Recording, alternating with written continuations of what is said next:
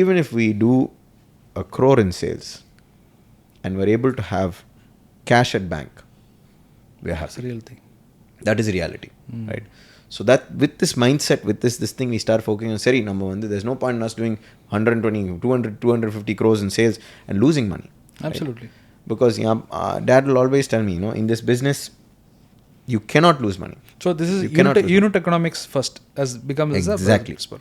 Absolutely. You have to fit your unit economics. You have to understand unit economics in food and beverage. Unit economics is your messiah. It should be your Bible, your Bhagavad Gita, your Quran, whatever it may be. It should be your guiding principle, which is unit economics.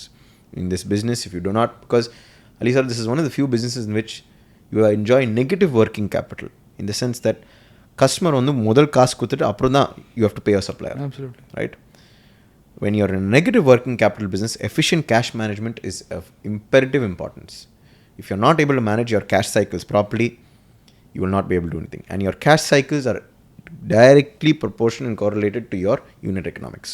If your unit economics are not in place, there's no point. Like, for example, we are very clear. Hotbread's unit economics cannot afford to have a store on Nungambakkam Main High Road. We cannot afford to have a store on Kadanaskon Road, because we know the rents will not make sense for us. Absolutely. Right? We just know, right? Our unit economics it will not make sense. So we target areas where unit economics makes sense. Even if it means we have a store that does 3 lakhs in sales, and 3 lakhs sale பண்ணிட்டு ஒரு 50,000 ரூபாய் profit வருதா, அது நம்மளுக்கு போதும். Right? So that's about it. We fix on unit economics. That's very, very important. Absolutely. Is Hotbreads as a brand present overseas?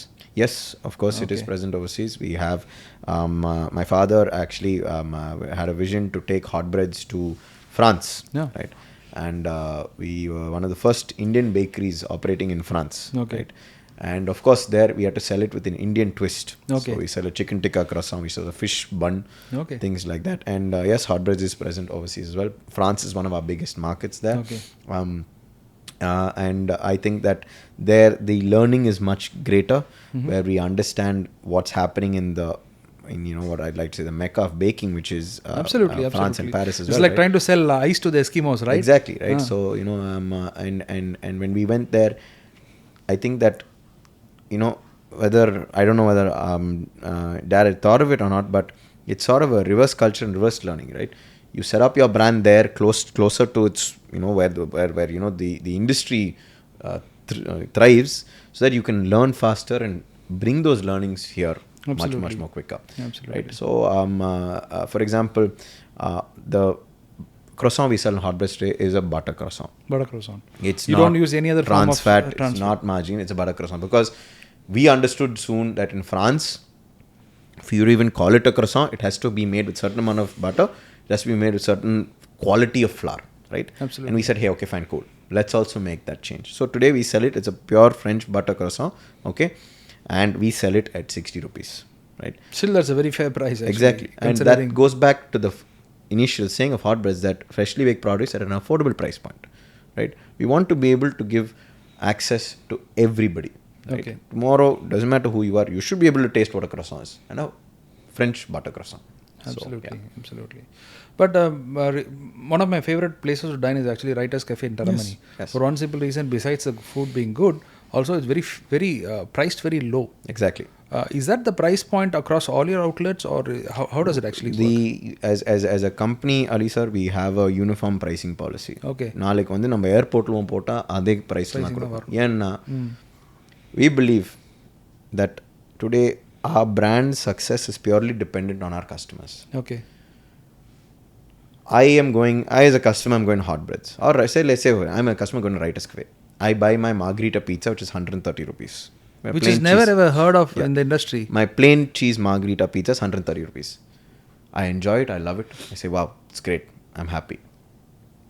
நாளைக்கு வந்து நான் ஒரு ஏர்போர்ட்டில் போய் ரைட்டர்ஸ் கேப்பா சூப்பர் போய் உட்காந்துட்டு நான் பீட்சா சாப்பிட்டு திடீர்னு பில் வந்துட்டு நான் 260 rupees சார்ஜ் பண்ணேன். I feel that I'm not being honest, and I feel that I'm not being loyal to my customer. But is it not a accepted norm that water bottle in the store is 5 rupees, in the what do you call, in a hotel, the restaurant it is 10 rupees, in the airport is 15 rupees, and on the flight is like 20 rupees? Isn't that accepted norm? 100%, and this example, analogy is often used to see your values different in different places. Correct. which is why we as a brand don't operate in airports. Okay.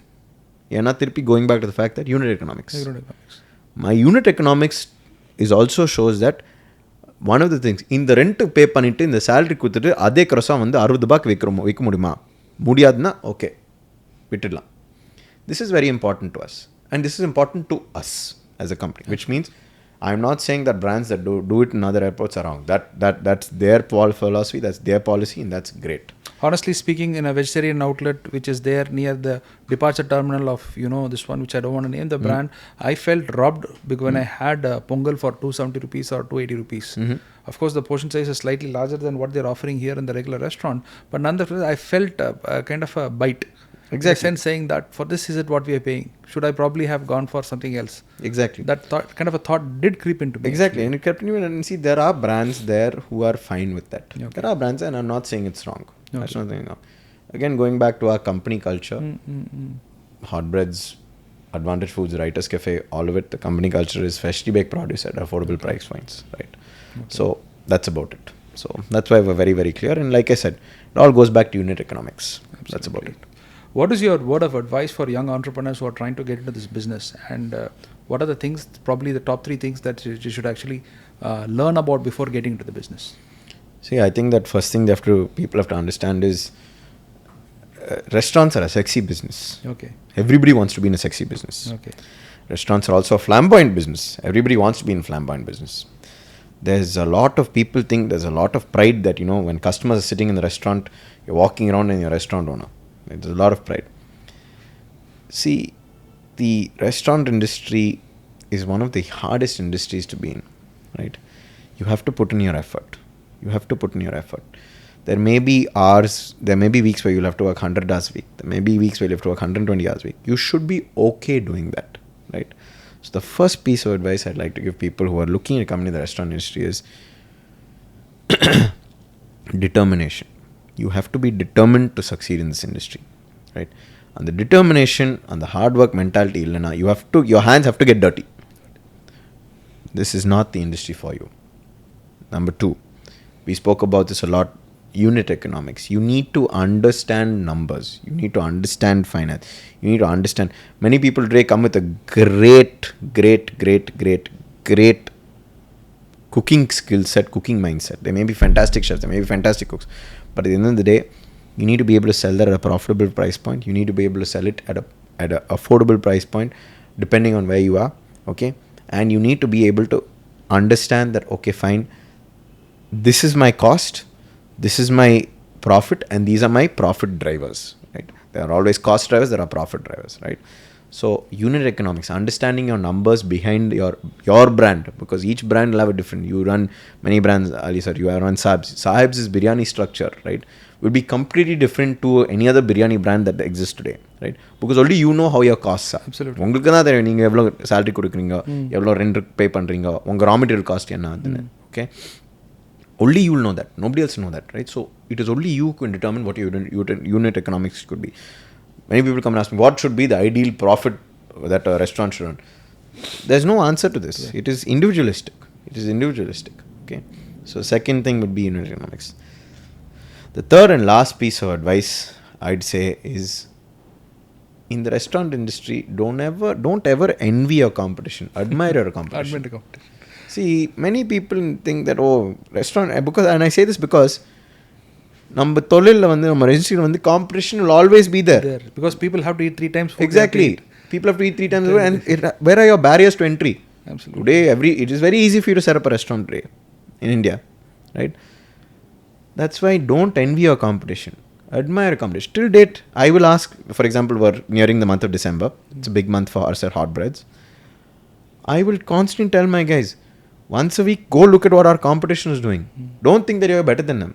There is always something, Alisa, that your competition is doing much better than you us. are. Absolutely. Because it's when you walk into a room, you look at something, I look at something else. It's very, very important. So don't envy your competition, admire your competition.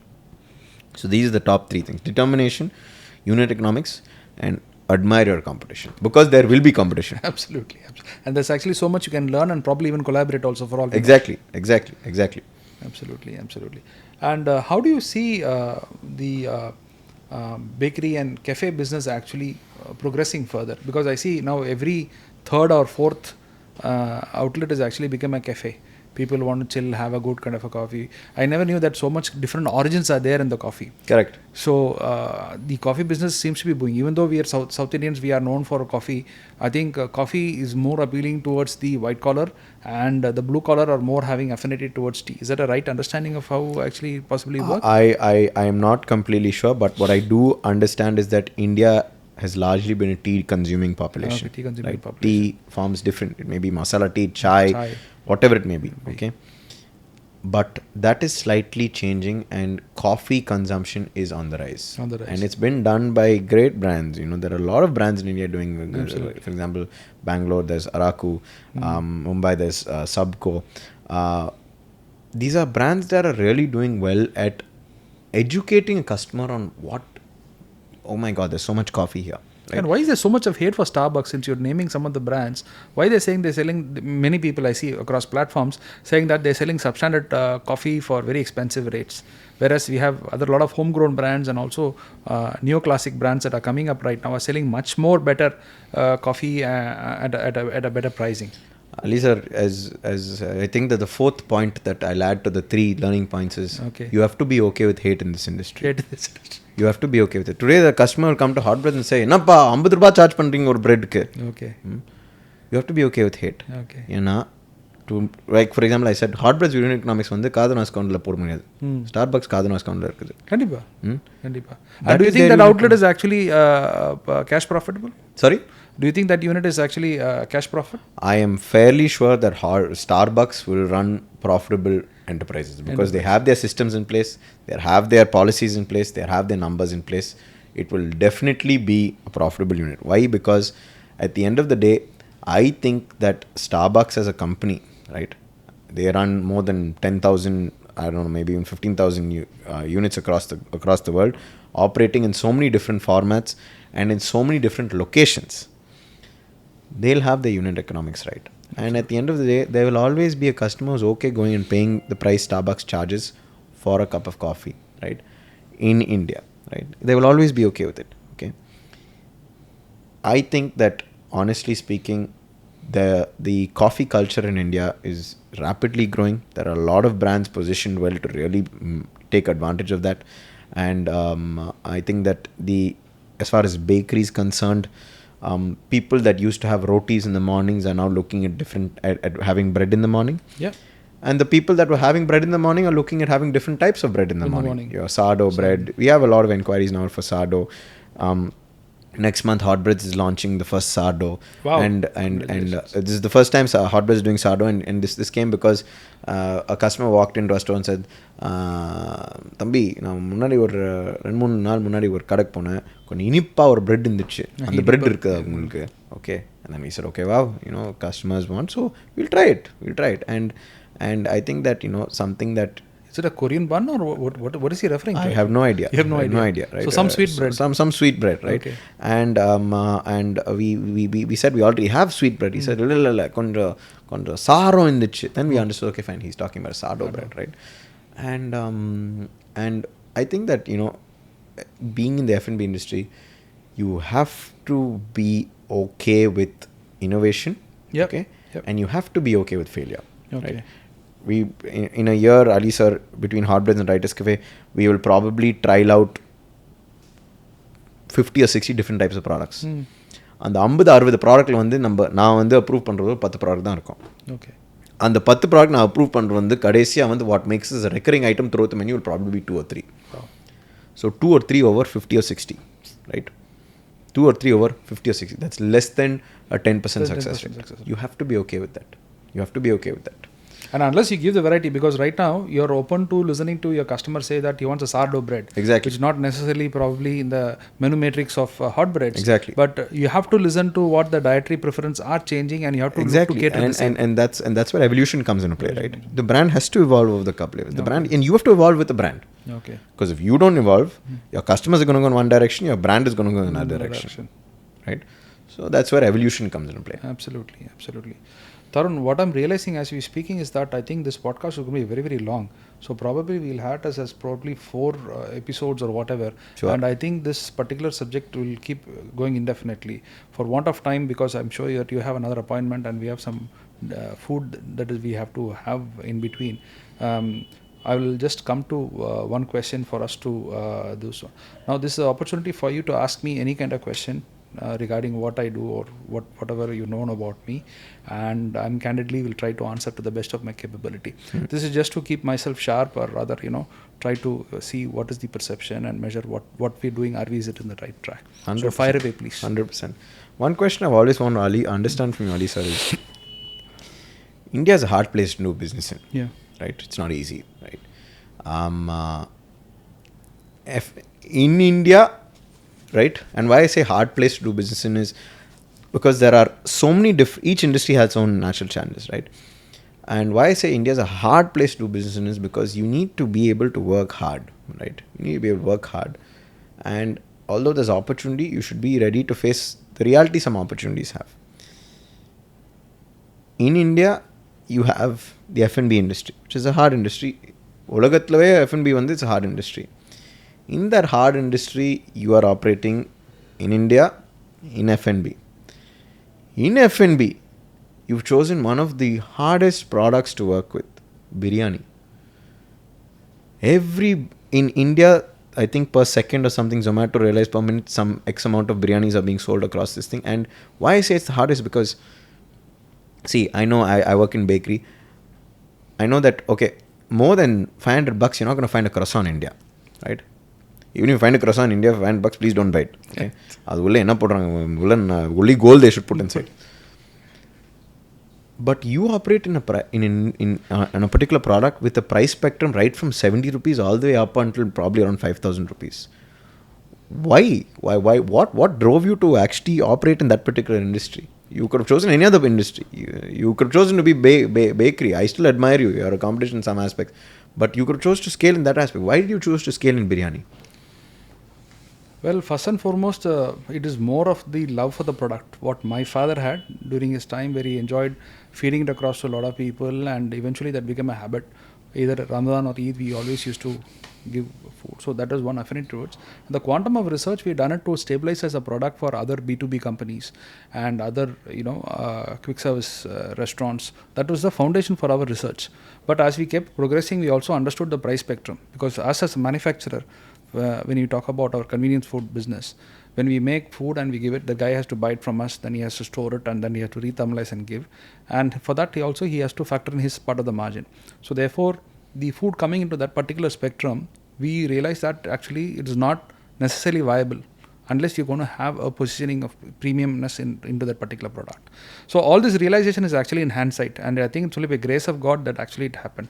And like you very rightly said, COVID was a very, very important aspect for us, how it actually helped us to evolve this particular business. For the past 4 years since COVID is there, very surprisingly, one of the few companies that from loss making we become actually profitable. And that is because of the lesson that COVID has actually taught us in terms of resilience, in terms of factoring in unit economics. So that is something that I can very deeply connect with you. So for me, unit economics is one. Number two is actually, is it a scalable business is another part. Third thing is it a sustainable business? These are the three things that we are factoring into any business that we do right now. So specifically again, talking about biryani today, we are trying to take a digital first approach towards that particular business, be even in the manufacturing end, in terms of how we are using data to do some commendable work in terms of bringing consistency of food, or for the matter selling the product across. So biryani is one such thing. When we convert it into value and see, the per kilo value of the product is much over 1,000 rupees if you are delivering a very good quality biryani. Now, we always knew that Chennai is a very, very competitive market where people always want value for money. Probably best bang for the buck, if I may be allowed to say.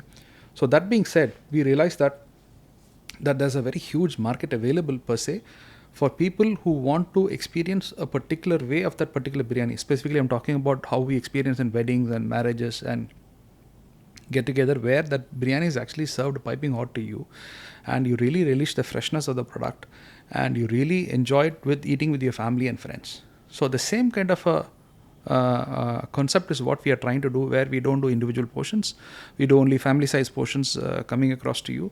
Two, we ensure that the technology which we provide the particular food is actually piping hot, so actually eat a really really hot and freshly made biryani, and we don't compromise on the ingredients. So be it the say mutton or the chicken or the rice or the spice, everything we actually go very deep into in terms of saying that are they ethically sourced, are they as organic as possible. These are the lot of factors that we are bringing, and we are trying to now tell the story across to people. Now people are able to understand why that particular product is actually premium.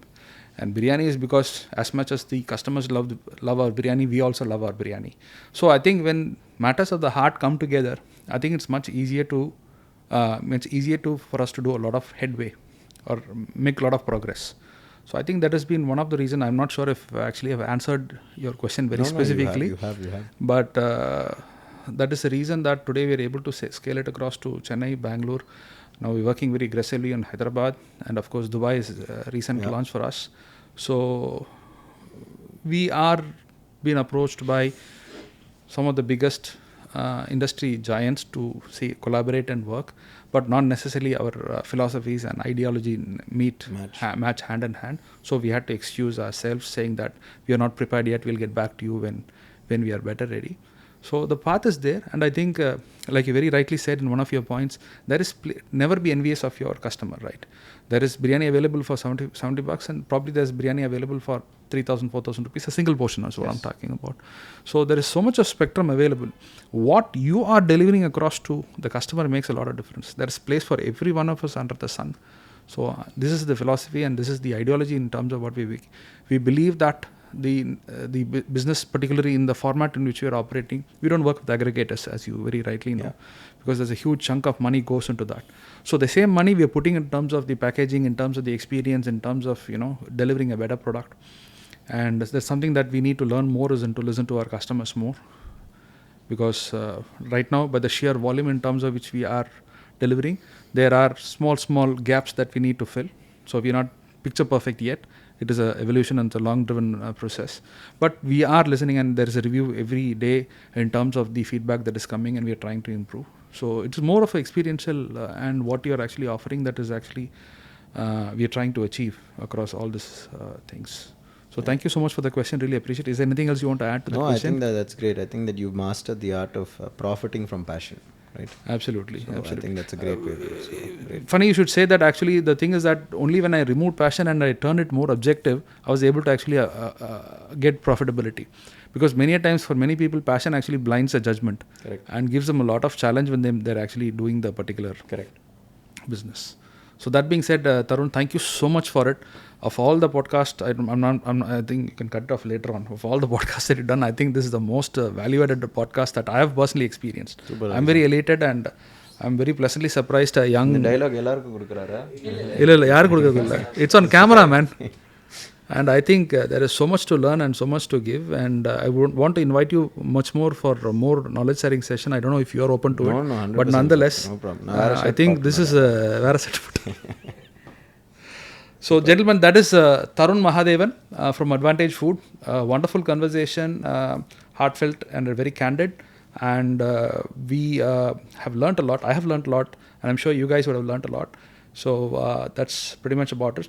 Do look us up in YouTube. I'm Food Venturist, where you can see many such kind of information regarding F&B business. And once again, thank you, Tarun Mahadevan, for joining us. Thank you. Regards and best wishes for all your future endeavors. Thank you so much, and wishing you all the best. Thank you. Thank you.